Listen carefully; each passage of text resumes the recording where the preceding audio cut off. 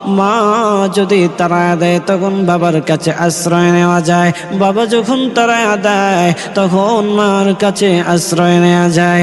মা বাবা যখন তাড়ায়া দেয় দুনিয়ার কারো না কারো কাছে আশ্রয় নেওয়া যায়। ওগো আল্লাহ, তুমি যদি তাড়ায়া দাও কোথায় যাব, কার কাছে যাব, কার কাছে গিয়ে মাফ চাইব? ওগো আল্লাহ, তুমি আমাকে মাফ করে দাও।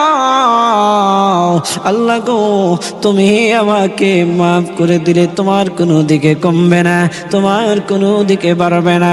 ওগো আল্লাহ, তুমি আমাকে মাফ করে দিলে তোমার কোনো দিকে কমবে না।